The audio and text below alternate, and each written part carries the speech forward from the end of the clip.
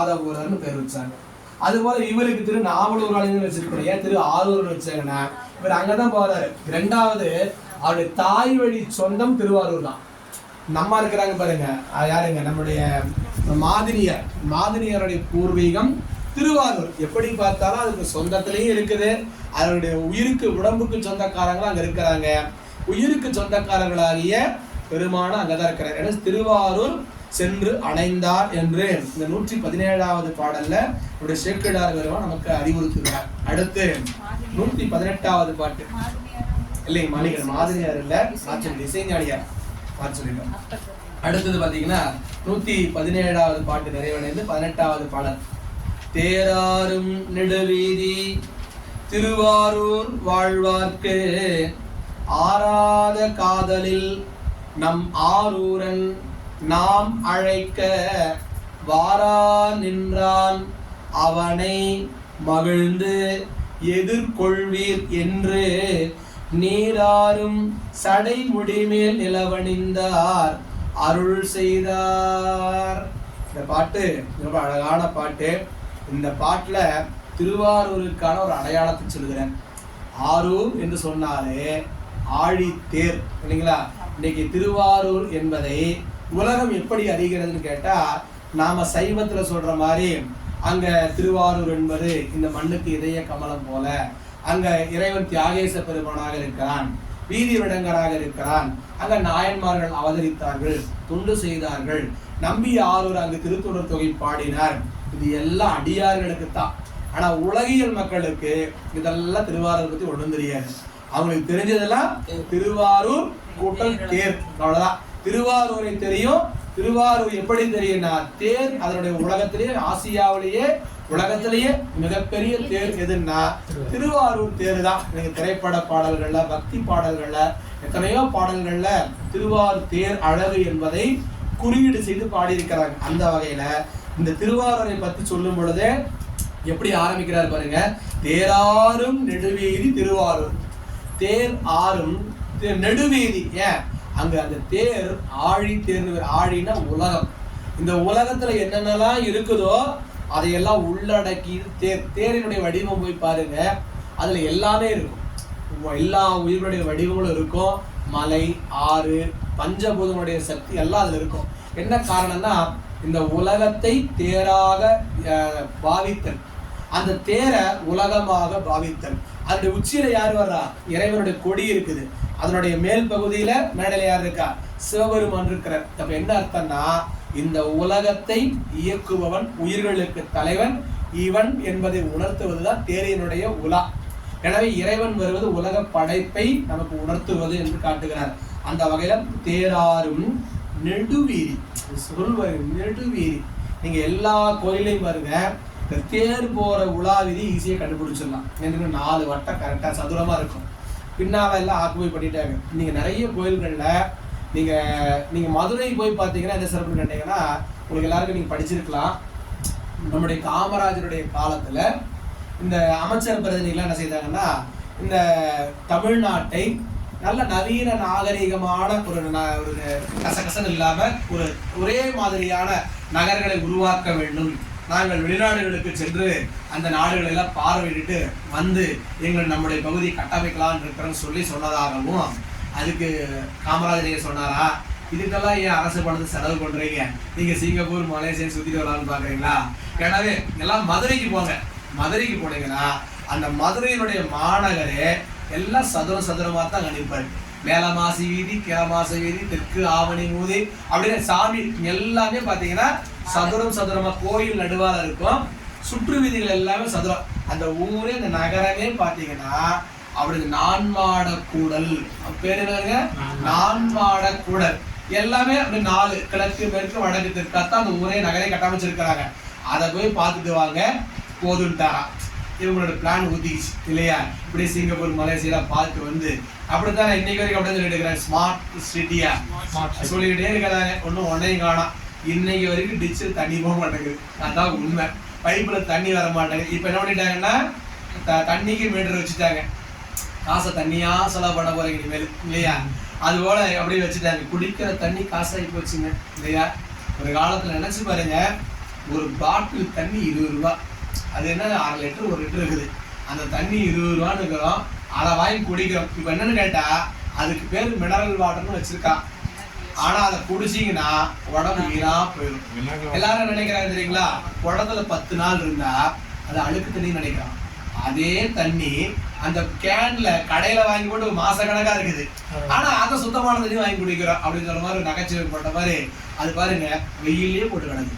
அந்த ஃபேக்டரியில போய் பாருங்க, அந்த வண்டியில ஒரு வெயில காயுது. பிளாஸ்டிக்கோ தண்ணி குடிச்சு என்ன ஆகும் நினைச்சு பாருங்க. அப்புறம் கடையில வந்து எத்தனை நாள் கிடக்குது இல்லைங்களா, அத்தனையும் நடக்குது. ஆனா நாம அதை சுகாதாரம் நினைச்சு வாங்கி வாங்கி குடிச்சிருக்கோம். இன்னைக்கெல்லாம் வீட்டுல இருந்து தண்ணி எழுதுறது ரொம்ப குறைஞ்சு போச்சுங்க.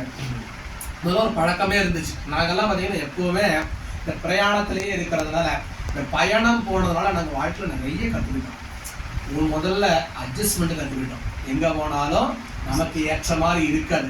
ஒரு நாள் பேருந்தே காலியாக கிடக்கும், படுத்துக்கிட்டே போகலாம். இன்னொரு நாள் கால் வைக்க இடம் இருக்காது.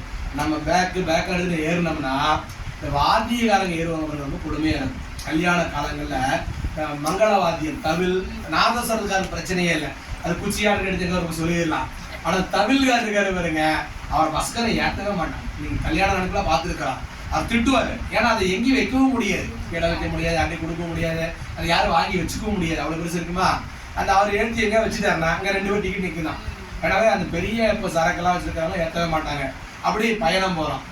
அதே போல் பார்த்தீங்கன்னா பயணம் போய் போய் எல்லா மக்களையும் பார்த்து பார்த்து பழகி போச்சுங்க. எல்லா ஊரும் தண்ணி குடிக்கிறோம். இன்னைக்கு நம்ம நிறைய பேர் சொல்லுவாங்க, தண்ணி மாற்றி குடிச்சா சேராது, சளி பிடிச்சிக்கும், தொண்டை கட்டிக்கணும். இப்போ நாங்கெல்லாம் பாருங்க எல்லா ஊருக்கும் போய் தண்ணியை குடிச்சு இப்போ அது மாறிக்கிச்சு. இவனை மாற்ற முடியாது, நாம மாறிக்கலாம்னு சொல்லி எதையோ குடிச்சு தொலைச்சிட்டு போறான்.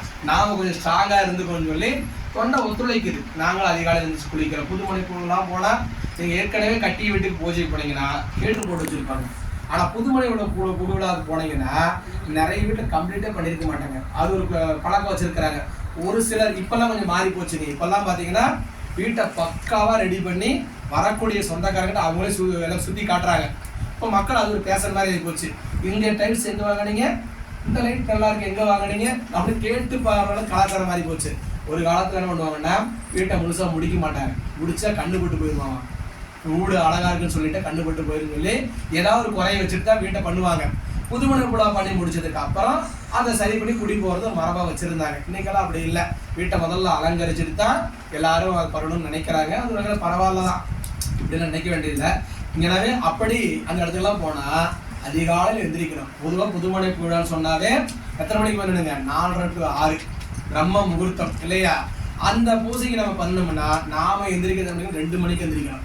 2 மணிக்கு எந்திரிச்சு போய் பார்த்தா புதுமனை விழா வீடுகள்ல தண்ணி வந்து ஹீட்டர் இருக்காது. தண்ணியை திறந்தோம்னா அப்படியே ஐஸ் மாதிரி இருக்கும். எடுத்து 2 சொம்ப ஊற்றிட்டு ஓடி போய் அந்த குளிரோட வேகத்திலே போனா தான் பூஜையை பண்ணிட்டு இடத்துக்கு கரெக்டாக வர முடியும். இப்படி செய்து பழகி போச்சு. அதனால ஒரு வகையில் இந்த பிரயாணங்கள் என்பது நம்மளாம் நினைக்கிறேங்க பயணம் போகிறது ரொம்ப கஷ்டம் அப்படின்னு. ஆனால் நீங்கள் பயணங்களை மேற்கொண்டீங்கன்னாக்கா உங்கள் அறிவு விரிவாகும். எந்த ஊரில் மக்களுடைய நாங்கள் எல்லா ஊர் மக்களையும் பார்க்குறோம். மதுரையில் போனால் ஒரு வகையான மக்கள், திருநெல்வேலிக்கு போனால் ஒரு வகையான மக்கள், கன்னியாகுமரிக்கு போனால் சுசீந்திரம் போகிறோம் பார்த்தீங்களா, அங்கே பேசுகிற அன்பர்கள் பேசுறது புரிய மாட்டேங்குது. தமிழும் மலையாளம் கலந்த மாதிரி பேசுகிறாங்க, இழுத்து பேசுகிறாங்க, ஒன்றும் புரிய மாட்டேங்குது. அவங்க என்ன பேசுறாங்கன்னு கவனிச்சு நான் பேசுவேன். ஏன்னா அந்த அளவுக்கு அவங்களோட மொழியோட இருக்கு. அதே சென்னை போயிட்டீங்கன்னா கேட்காததுக்கு நல்லது இல்லைங்களா. சென்னை மொழி அங்க போன கேட்காம இருக்கிறதுக்கு நீங்க தப்பிச்சிங்க, கேட்ட கோபம் வந்துடும் நமக்கு இல்லையா. அப்படி பேசுவாங்க. அன்னைக்கு சென்னை போயிட்டு ரொம்ப ஷார்ட் டெம்பருங்க. இந்த வண்டியில போறவங்க திட்டிக்கிட்டே போவாங்க, எல்லாத்தையும் கசன்னு திட்டிட்டு போவாங்க. குடும்பத்தையும் எடுத்து திட்டுவாங்க. ஆனா கண்ணா பின்னாடி போவாங்க, எங்கேயா போறாங்கன்னு தெரியாது. அவங்களோட வாழ்க்கை முறை அவ்வளோ கொடுமையாக மாறி போச்சு. ஒரு பயணத்தை கூட இயல்பாக காலை நேரத்தில் அந்த வண்டி காலை மாலை பார்த்தீங்கன்னா அவ்வளோ கொடுமையாக இருக்குது. நம்மெல்லாம் போனோன்னு வச்சுக்கோங்களேன், நாங்கள்லாம் நினைப்பீங்களா முதல்ல ஒரு காலத்தில் சென்னைன்னா ரொம்ப சந்தோஷமாக போவோம். எங்கேயோ தலைநகருக்கு போகிறோன்ட்டு ரொம்ப சந்தோஷமாக போவோம். ஆனால் இப்போல்லாம் பார்த்தீங்கன்னா சென்னையா தயவு செஞ்சு எங்களை கூப்பிட்றாதீங்க அப்படின்னு நினைக்கிற அளவுக்கு ஆகி போச்சு. ஏன்னா சென்னையினுடைய வாழ்க்கை முறை அங்கே இருக்கிற சூழல் எல்லாம் பார்க்கும் பொழுது நமக்கு நம்ம ஊர் தான் பெட்டர். நினைச்சா இந்த ரோட்டில் தான் ரோட்டு கிராஸ் பண்ணி போயிடலாம், ஒரு 2 வண்டிக்கு பொறுத்தா போதும். ஆனால் சென்னையில் போய் நின்னீங்கன்னா நடந்து போகிறவங்கள ஒரு மனுஷனாக மதிக்க மாட்டாங்க. நீங்களாம் எதுக்கு ரோட்டுக்கு வந்தாங்கிற மாதிரி தான் ஆகி போயிருந்து வச்சுக்கலாம். இப்படி வாழ்றாங்க அவங்க முறை. எனவே எல்லா பகுதியினுடைய மக்களுடைய மனநிலை, சாப்பாடு, ட்ரெஸ் அதெல்லாம் விட்டுருங்க, எல்லா மக்களுடைய வாழ்க்கை முறை எப்படி இருக்குங்கிறத இந்த பயணங்கள் மூலமாகத்தான் நீங்கள கற்றுக்கொள்ள முடியும். எனவே எல்லா சூழலையும் ஏற்றுக்கொள்ளணும்னா நீங்க பயணங்கள் இருந்தா மட்டும்தான் உங்க வாழ்க்கை ரொம்ப நல்லா இருக்கும். நான் சொல்லியிருக்கேன், பயணங்கள் முடிவதில்லைன்னு சொல்லி வச்சிருக்கிறாங்க இல்லையா? அதுபோல தல யாத்திரை செல்கிறார்.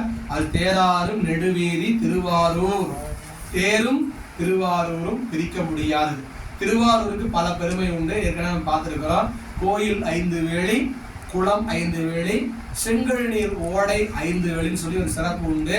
எனவே இதயத்தை பூமி என்கின்ற விராட புருஷனுக்கு இதயத்தானம் போன்றது அந்த பகுதி திருவாரூர் என்பது.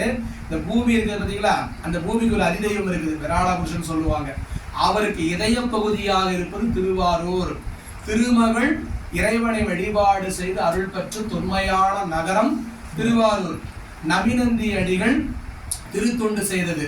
தண்டி அடிகள் கண் தெரியாத நம்முடைய நாயனர், கண் புலன் இல்லாதவர், கண் பார்வையற்ற தண்டி அடிகள் திருவாரூர் குளத்தை தூர்வாரி சமணர்களை நீக்கி சைவத்தை நிலைநாட்டுவதற்கான நிலைக்களமாக இருந்தது. தண்டியடிகள் திருவாரூர்ல தான் இருந்தார்.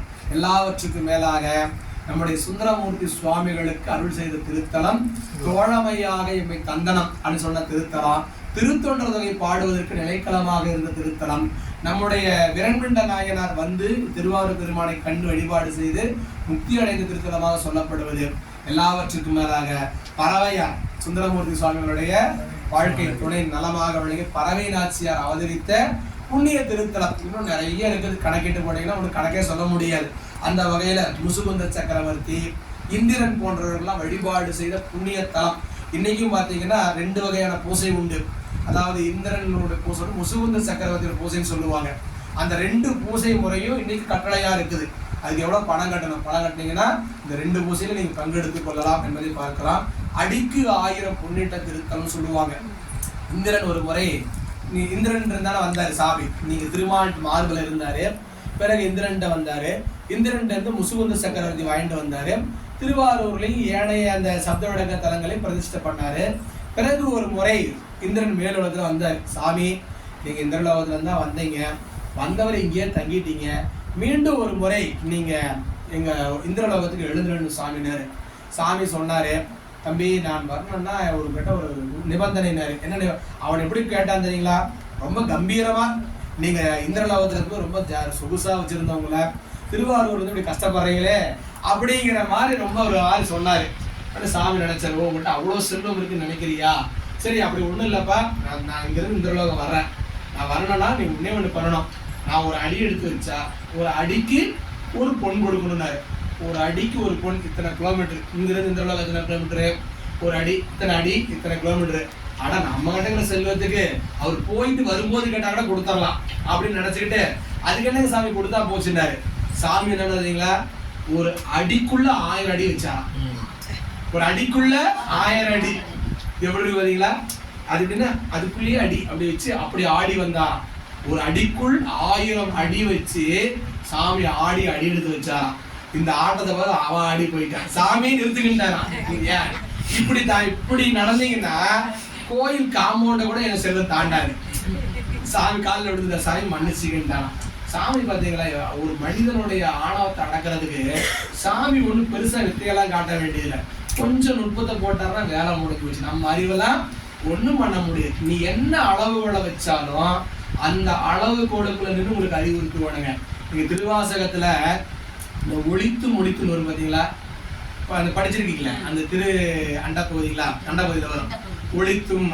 அந்த ஒழித்தும் ஒழித்துக்கிறது என்ன பொருள் நீங்க படிச்சு பார்த்துருக்கீங்களா? நாவல் திருவாசகம் படிக்கும் போது ஒழித்தும் ஒழித்தும் ஒழித்துன்னு ஓடிடுறோம். ஆனா அந்த பாட்டு என்ன சொல்றீங்களா? நீங்க எப்படியெல்லாம் தேடுறீங்களோ அதுக்கெல்லாம் அகப்படாம ஒளிந்திருப்பான். மறைத்திறம் கொண்டு நோக்கினருக்கு ஒழித்தும். இந்த அந்தணர்கள் நினைக்கிறாங்கன்னா வேதம் ஓதினால் இறைவன் அகப்பட்டு விடுவான்னு நினைக்கிறாங்க. ஆனா சாமி என்ன வேதத்துக்கு அகப்படாம தன்னை ஒழித்து கொண்டார். இந்த பாட்டு முழுக்க இத்தந்திரத்தில் காண்டும் என்று இருந்தோர்க்கு அத்தந்திரத்தில் ஒழித்தும். இவன் என்ன பண்ண, இப்படி போன டெக்னிக்கா போனோம்னா சாமி புடிச்சிடலான்னு சொன்னா அவன் என்ன தந்திரத்தை கையாண்டானோ அதே தந்திரத்துக்குள்ள ஒழிச்சுக்கிட்டான். தெரிய முடியாத மாதிரி காமிச்சிட்டாரு. இப்போ பஞ்சு, ஒரு பஞ்சு மூட்டை இருக்குது, பஞ்சுக்குள்ள ஒளிச்ச கண்டுபிடிச்சிருவீங்க. பஞ்சாவே ஒளிஞ்சுக்கிட்டா கண்டுபிடிக்க முடியுமா? அந்த பஞ்சில் எந்த பஞ்சு கண்டுபிடிப்பீங்களா? ஒரு மூட்டை நெல் இருக்குது, அந்த நெல்லுக்குள்ள ஒரு வைரக்கல்ல போட்டு வச்சா நீங்க கண்டுபிடிச்சிடலாம், நெல்லெல்லாம் அடிச்சு எடுத்து சளிச்சு எடுத்துடலாம். ஆனா நெல்லுக்குள்ள நெல்லா மாறி போயிட்டாருன்னா உங்களுக்கு எப்படி தெரியும் எந்த நெல்லு நீங்க கண்டுபிடிப்பீங்க? அதனால நீங்க சாமியை நீங்க எந்த தந்திரத்தை கையாண்டாலும் அந்த தந்திரத்துக்குள் தந்திரமாக ஒளிந்திருக்கக்கூடிய மந்திரமுடையவன் சிவபெருமான். அப்ப என்ன பண்ண முடியும்னா ஒரே ஒரு வழி, அவனாக அவனை தந்தால் அன்றி நாம அவனை பெற இயலாது. அகலமாய், அது சாத்திரத்துல சொல்றாங்க, அகலமாய் யாருக்கும் அறிவறியது அப்பொருள், சகலமாய் வந்ததென்று உந்தி வர, தானாக வந்ததென்று உந்தி வர. அகலமாய் யாருக்கும் அறிவறியது அப்பொருள், அந்த பொருள் நினைச்சு நம்ம இப்படியே இருந்தோம்னா உயிர்களால் நம்ம பற்ற முடியாது, நம்ம கொஞ்சம் இறங்கி வருவோம்னு சொல்லி அவனாக இறங்கி வந்தானா. சகலமாய் வந்த, சகலம்னா இயல்பு நிலை, நாம் இருக்கிற இடத்துக்கு சகலம்னு பேரு. எனவே சகலமாய் வந்தது என்று உந்தி வர, அப்படி வந்ததுக்கு காரணம் யாரு? நீ ஏதாவது முயற்சி பண்ணி கொண்டு வந்தியன்னா அதுவும் அவனாக வந்ததுதான். சாத்திரம் சொல்லுது, அகலமாய் யாருக்கும் அறியது என்று உந்தி வர, சகலமாய் வந்தது என்று உந்தி வர, தானாக வந்தது என்று உந்தி வர. நாம கேட்டா அவர் வந்தார், நாம கேட்டா உடம்பு கொடுத்தாரு, நாம கேட்டா தாய் தந்தை கொடுத்தாரு இல்லையா? எனவே நாம கேட்காமலே எல்லாம் கொடுத்த பெருமான் அவனாகவே இங்கு வந்து அருள் செய்தான் என்று அந்த சாஸ்திரம் சொல்வதை போல அவன் திருவாரூருக்கு வந்து என்ன செய்யறதுங்க, தேராரும் நெடுவேலி திருவாரூர் வாழ்வார்க்கு. அங்க திருவாரூர் இருக்காங்க பாருங்க, நம்ம திருத்தொடர்பை பாடுறோம், என்ன சொல்றோம்? ஆரூர் திருவாரூர் பிறந்தார்கள் எல்லாருக்கும் அடியேன் அப்படி சொல்றோம். பெரியவங்க வெளிப்படும், ஒவ்வொரு வகையான அறிவு திறக்கும், கண் திறக்கும். அதுபோல திருவாரூர் என்பது 6 ஆதாரத்தில் ஒன்று. அந்த இடத்துல பிறக்கிறாங்க பாருங்க, ஞானம் பிறக்குது பாத்தீங்களா? அது வாய்க்கப்பெற்றவர்களுக்கு நான் அடியேன்னு சொல்றாரே தவிர திருவாரூர்ல பிறந்தவங்களுக்குலாம் அடியேன்னு சொல்லிய. திருவாரூர்ல திருடனும் பிறந்திருப்பான், குலகாரனும் பிறந்திருப்பான், அப்ப அவனுக்குலாம் நான் அடியேன்னு பொருளாகுமா அப்படின்னு பொருள் சொல்லியிருக்கிறாங்க. ஆனா சிறப்பு என்னன்னு கேட்டீங்கன்னா அது ஒரு வகையான சிறப்பு தான். ஆனா இன்னொரு சிறப்பு என்னன்னு கேட்டீங்கன்னா அந்த மண்ணுக்கு சிறப்பு. அந்த மண்ணுல பிறந்தவங்க எல்லாருமே நல்லவங்களாத்தான் இருக்கணுங்கிறது ஒரு மரபு. நீ இல்லைங்கிறது உன்னுடைய குற்றம், வினை. நினைச்சு பாருங்க, ஒரு பள்ளியில ஆசிரியரா போட்ட ஒருத்தனுக்கு ஒரு காமம் களவு குற்றம் வருதுன்னா அது பள்ளியினுடைய குற்றமா போச்சு. அல்ல அந்த எல்லா ஆசிரியரும் அப்படின்னா பொருளுக்கு முடியும், யாரோ ஒருத்தர் செய்தார். அதனால என்ன சொல்றாருன்னா, திருவாரூர்ல பிறந்தா நீ திருடனாக இருந்தாலும் திருந்தித்தான் ஆகணும்.